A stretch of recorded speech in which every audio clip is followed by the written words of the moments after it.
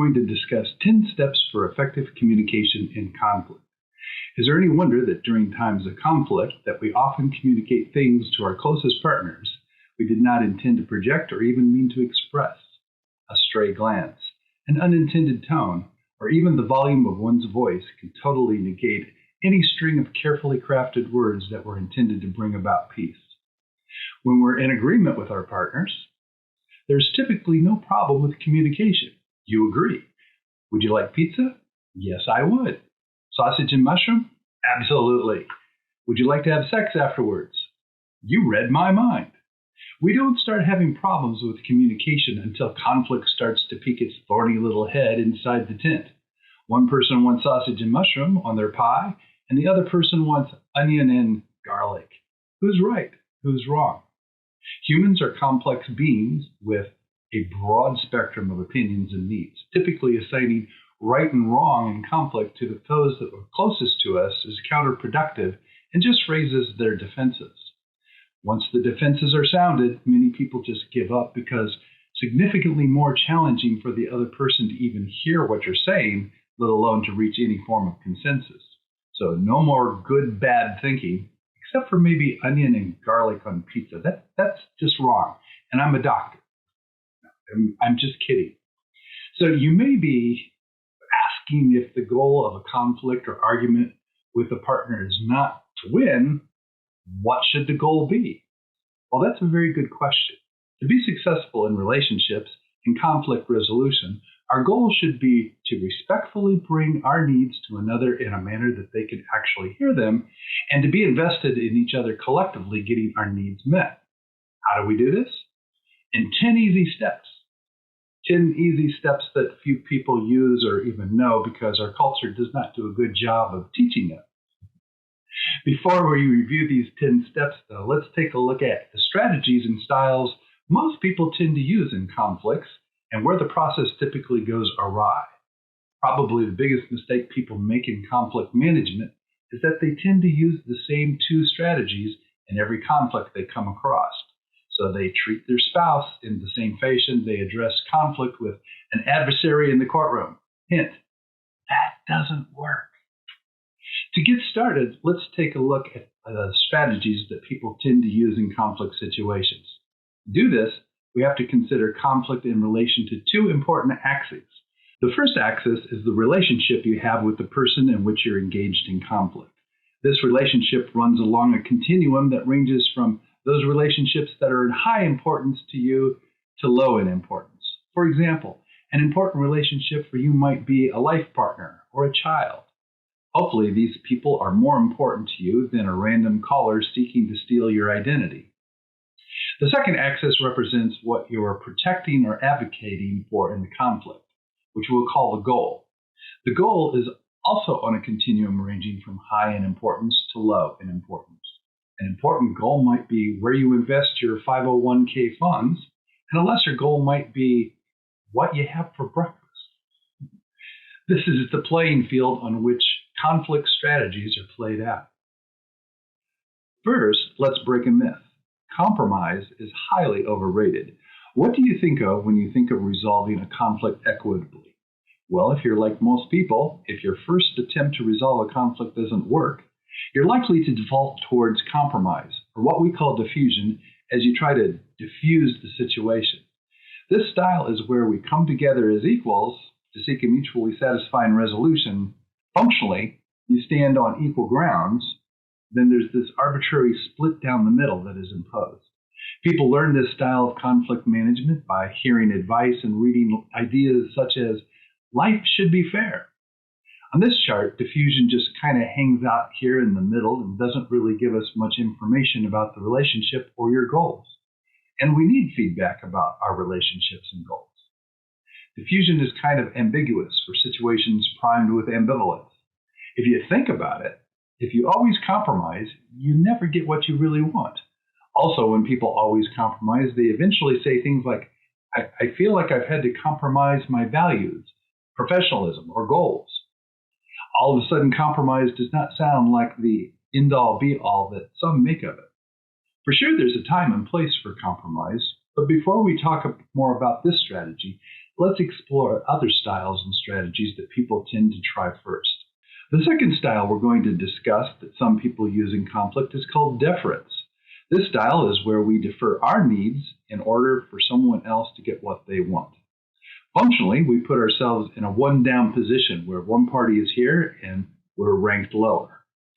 People learn this style of conflict management by hearing advice and reading ideas such as turn the other cheek. There are times when this strategy is appropriate, such as when the relationship is high and the goal is low in importance.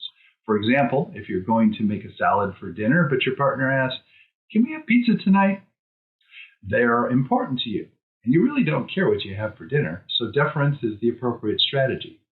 When we get stuck and use this strategy all the time, however, we communicate to others and reinforce in ourselves that what we want is just not important, but that the relationship is all-encompassing. Others are more important than me. This may not be what you're actually wanting to communicate. If you always use this style all the time, it's kind of like wearing a sign on your back that says, "Walk on me." And unfortunately, many people are willing to do just that, and without appreciation.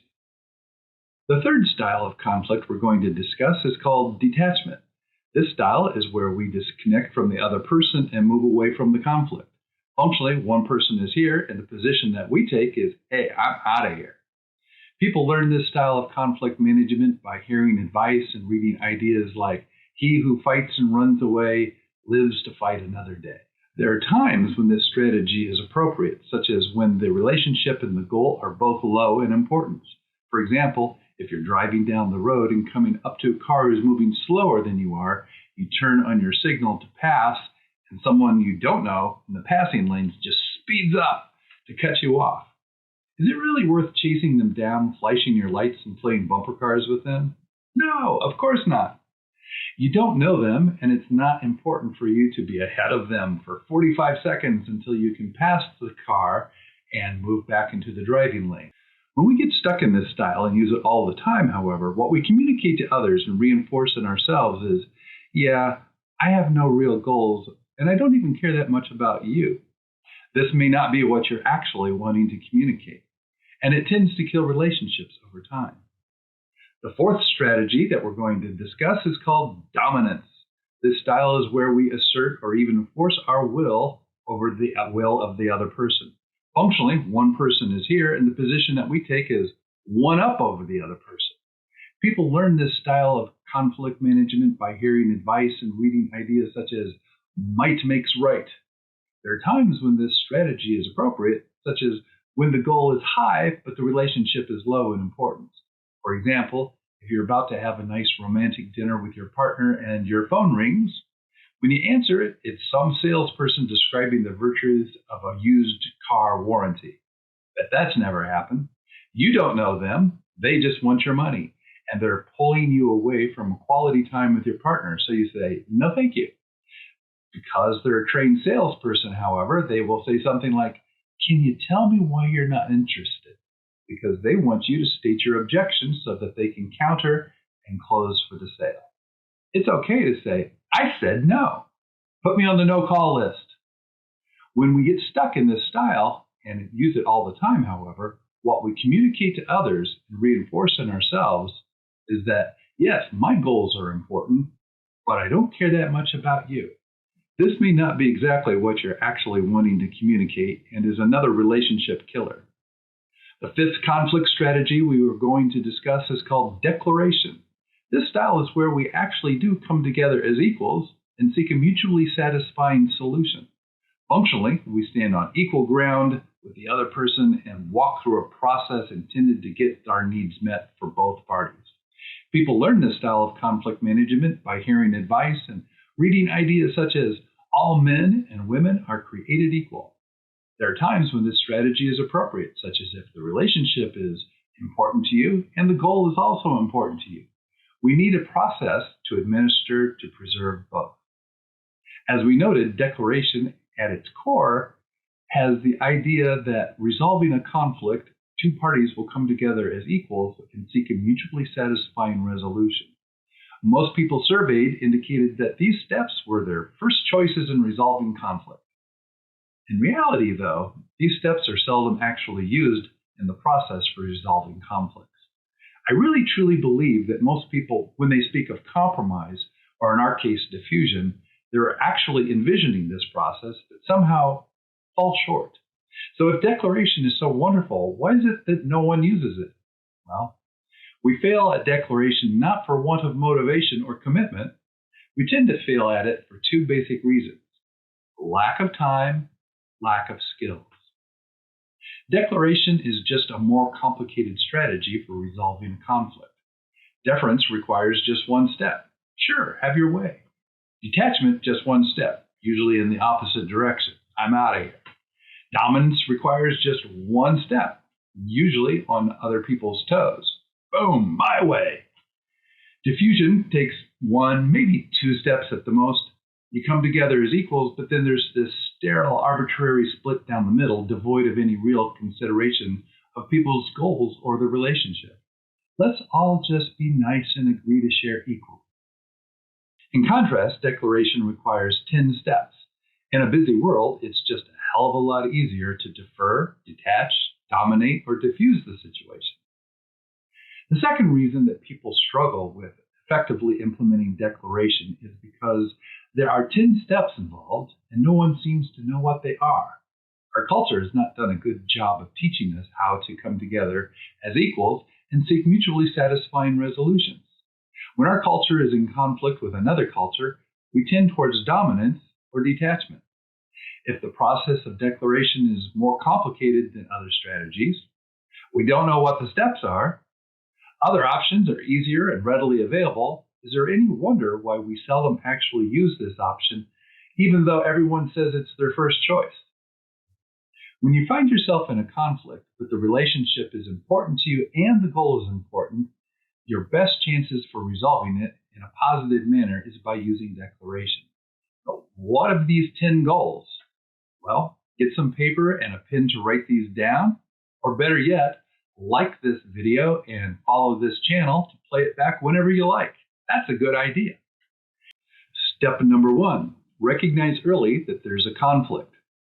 The reason we have problems dealing with conflict when the relationship and the goal are both important to us is that we tend not to deal with conflicts until we're good and angry about the situation. In important relationships, we're supposed to get certain needs met. If we feel our needs are being trampled on, well, we feel hurt and are prone to lash out. The language we tend to use in conflicts often is, "Why are you always such a freaking jerk?" Or, "What's wrong with you? Why are you such an inconsiderate ingrate?" The other person may be clueless about the fact that you're even getting upset in the first place. So when you come on at them so strong, they feel confused, hurt, attacked, and betrayed. So you're angry, they're angry, defenses come up on both sides, and you might as well drop the whole thing right there because you're not going to resolve anything. Also, you now have an added conflict of being unkind to each other. Step number 2, resolve to do something different. Rather than stewing in your own anger and resentment, building up pressure that will eventually lead to a blow-up, resolve to do something different other than the behaviors that keep perpetuating the conflict. As we've mentioned, one problem that people have in resolving conflict effectively is that they wait until they're furious about the situation before they confront it. This time, start to take action when your distress is maybe at a 2 and you're just a little annoyed, as opposed to engaging in magical thinking that the issue will just go away and the distress builds up to a 10 and you want to choke someone. Think about what it is that bothers you, what your goal is, and when you're ready, approach this person who is important to you with love and respect. Step number 3, set a time to discuss the conflict. I know, all of the books on assertiveness say that you should deal with an issue or conflict when it comes up. Still, it's amazing what 5 minutes to an hour's advance notice can do to keep people's defenses from being triggered. Give people the opportunity to feel prepared and not ambushed. This will increase the likelihood that you will avoid triggering their defenses. For example, there's something I wanted to discuss with you if you have a moment, perhaps when you're done watching this program. Does that work for you? Now, If the discussion is being delayed for more than 24 hours, it is highly likely that this reflects a basic lack of cooperation. Step number 4, validate the relationship. This is important. You may know that you love your partner, and your partner may know deep down that they love you. Now, if you're angry with each other, however, what do you think is the last thing we tend to say, right? And this is probably the time when we need to say and hear it the most. It's really simple. Use language that validates the relationship. You want to say things in such a manner as to have the highest likelihood that the other person will actually hear what you're saying and not just immediately become defensive and shut you down. You're my wife. You're important to me. I love and respect you. I want you to be happy. Or, you're a valued employee. You are important to me and the organization. I respect and care for you. I want you to be happy. There are a number of relationships that may be important to us. You're my child. You're my sweetmate. You're my boss, coworker, neighbor. Of course, tone, facial expressions, proximity, and touch, etc., are also important in setting others at ease. You're my wife plays a lot differently from you're my wife. Step number 5, validate yourself and your own self-worth. In addition to validating the person you're in a relationship with, it is also important to validate yourself, your own self-worth, and your need for happiness. You need to share this with the other person in which you're having a conflict with. You're my partner. You're important to me. I love and respect you. I want you to be happy, but I also work hard, and I need to be happy too. Step number 6, express gratitude, then describe the situation as you see it and how you feel about it. When we bring problems to people we generally care about, we typically wait until we're really angry, then focus on our feelings of hurt and say judgmental things like, do you know what your problem is? I'll tell you what your problem is. Or, I don't think that you can be happy unless you make everyone around you miserable. Remember, we're trying to bring things to people in a manner that they can hear it and be open to it. If their defenses are triggered, neither of these things are going to happen, and using words like these definitely are going to trigger the defenses. Instead, try this. Start with gratitude. I want you to know that I'm so grateful to have you in my life, and I so respect and appreciate the work you do that provides the lifestyle we have. Next, pull back the judgment and take responsibility for your own perceptions and feelings. Where I'm struggling is when we go out, generally when you drink, when we're with business associates or friends, I see you start to slur your words to the point that others are rolling their eyes. You get really loud and even start flirting with other women. When you do these things, I feel really embarrassed and hurt. Step number 7, invite the other person to participate in the process of finding solutions. We've had our opportunity to share, and now we want to invite the other person to describe the situation as they see it and how they feel about it. I would really like to hear how you see this situation and what you're feeling, because I'm really struggling and could use your help. Or I need to hear your perspective and how you feel, because I know my needs aren't getting met, and I'm thinking that your needs must not be getting met either. Step number 8, shut up and listen. Step 8 is often where heated discussions turn into arguments, turn into yelling matches, turn into screaming, turn into knockdown, drag-out fights. Clearly, when people do not feel heard, they tend to raise their voices and arguments get louder. The thing is, this has nothing to do with our ability to hear, but rather with our ability to listen. Why is this so difficult? Well, for 3 reasons that I know of. First, we can really only effectively focus on one thing at a time. I've had clients who have said, I run a $15 million company, but as soon as they start in on me, just blasting me with all of this stuff all at once, it drives me crazy. I literally feel like I'm losing my mind. And this only happens with them. At work, I'm respected. Secondly, if you and I are in a conflict, and I've said my piece, as soon as you start speaking and perhaps say something I disagree with, or you misquoted me, I start processing those bits of information and stop listening to what you're saying. Finally, as you start speaking, I start feeling the need to rebut what you're saying. And if I don't actively interrupt you, for sure, I'm going to start composing in my mind what I'm going to say just as soon as you close your mouth. So I'm not even getting a quarter of what you're actually saying. That's not good. Studies have shown that the louder people debate, the less accurate they hear what the other is having to say. We need to turn the temperature down, so the best tool we have at our disposal is simply to sit quietly and listen to one another. When I do family therapy early in treatment, I will often ask for partners to sit down with a pen and a piece of paper when they try to resolve a conflict. If someone makes a point you want to contest, just jot it down so you won't forget. You can always refer back to it later if you still feel it's important. The other thing I recommend is for couples to record their discussions so they can be played back to check to see if we're actually accurately hearing what the person has said. Also, if we know we are being recorded, we're less likely to escalate. Step number 9, define your needs. If you'll notice, we're at step 9 and we've not even started to try to fix anything yet. That's because laying the groundwork is so critically important when you're trying to bring things to a person in a manner that they can actually hear what you're trying to say. You'll also notice in steps 6 and 7, there's an emphasis on sharing feelings. This is really important because if we wait until we're angry, anger is the only emotion we're aware of and can share. We really need to tap into what all of our feelings are in order to recognize and identify what our needs are that make us feel the way that we do. Feelings are our windows into our needs and the needs of our partners. If we remain in anger, our conflicts will become dichotomous. That is, conflicts only lead to yes, no, good, bad, black, white, right, wrong, I win or you win decisions. Once we transcend this constant bipolar perspective by sharing our feelings, then we can start to work as a team to get our individual needs met collectively.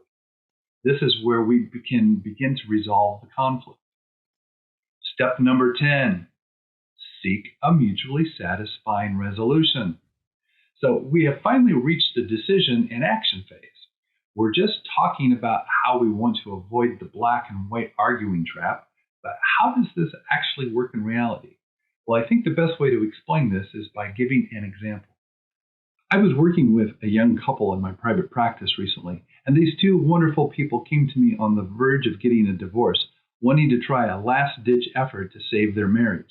The wife was a night managing research lab director at a pharmaceutical company who typically got off work at about midnight. The husband had a self-sustaining online referral business that only required minimal monitoring, so he stayed home with the 3 kids. They were about to pull the trigger and divorce out, as they called it, because she would not come home after work. Now, they put a good faith effort into the process, but voiced some trepidation that they didn't really see the point of this until they got to steps 6 and 7. Up to this point, they had dug into their respective positions, and it had become an either I win or you win proposition. The thing is, they were both able to state their perspectives logically and rationally. It's funny that we live in a logical and rational culture, but no one agrees on anything. We often discuss things logically and rationally, back and forth, logical, rational, and we boil it all down to a logical and rational decision devoid of any feelings. And you know what? Such decisions are bound to fail. Think about it. Have you ever made a decision with someone that makes perfect sense at the time, but when you walk away from them, your gut says, yeah, no, that ain't going to happen that way. Unless your feelings and your heart and your gut are involved in the process from the start, all you're going to be doing is playing a cerebral game of tic-tac-no. When our couple started to discuss their feelings that represent their needs, he started saying things like, I love my wife. I know she works hard and has to run herd on a bunch of needy researchers, but I do work too. And I've gotten 3 kids I attend to, all under the age of 5, and it is exhausting. Sometimes I forget how to have a normal adult conversation with people because my days are filled with poop, beet bugs, and dinosaur train. I'm not complaining. I love our kids, but when she goes out with her friends after work rather than coming home and helping out, I feel like she just is not invested in the family. When she began to describe her feelings, she said, I love my husband and I'm so grateful that he is good with our kids. I love my children and I love being with them. Where I struggle is that I'm a nighttime lab manager because we're working on a project out of the UAE and need to be on their time. All day long, I have people coming to me with this problem and that problem, solve this, solve that. Dr. Allen isn't carrying his weight, etc. And it's all very isolating and exhausting. Then when I come home, he literally meets me at the door, barraging me with this child did this and this child did that, and I need you to do this and I need you to do that. It's just like work. I don't come home directly after my shift because I need space to decompress before I can effectively deal with the next downpour of problems and complaints. Now, if they were just being logical and rational, they might come to a logical and rational conclusion and say, hey, look, you need to come home after work on Monday, Wednesday, and Friday, but you can stay out on Tuesday and Thursday. Any changes to this schedule have to be discussed and approved by 6 o'clock p.m. It's a logical compromise, right? My guess, however, is that this just isn't going to work because, again, it's devoid of feelings and just won't satisfy their needs. Fortunately, when our young friends got to step 10 after they had validated their relationship, after they had validated their own needs and self-worth, they decided to genuinely seek a mutually satisfying resolution that actually addressed their individual and collective needs. They decided for the husband not to meet his wife at the door and allow her some time to decompress before any discussion of problems or the children. Obviously, if one of the children were bleeding profusely from the neck, exceptions could be made. In general, however, they would greet each other, embrace, but pressing matters would be discussed only after at least a half an hour adjustment to coming back home. Other matters really could be dealt with the next day after some much needed sleep by both parents. They also decided to get some respite care so that the husband could get away from the house for a couple hours per week. You know what? When your needs are met, you're not angry anymore. She stopped going out after work, and he stopped assailing her at the door, or any other time for that matter. It's amazing what you can accomplish when you remember why people are important to you, express some gratitude towards them, and help each other get your needs met. It's called teamwork. Now, I can guarantee that if you defer when the relationship is important to you and the goal is unimportant, if you detach when neither the goal nor the relationship is significantly important to you, use dominance when the goal is significantly more important to you than the relationship, and walk through these 10 steps when the goal and the relationship are both important to you, the vast majority of your conflicts will flow like a life-giving river. So that's it. 10 effective steps for effective communication in conflict. Be the best person you can be. Validate those people who are important to you and live well. I'm Dr. Alan Thomalla, and this is Practical Healthy Living.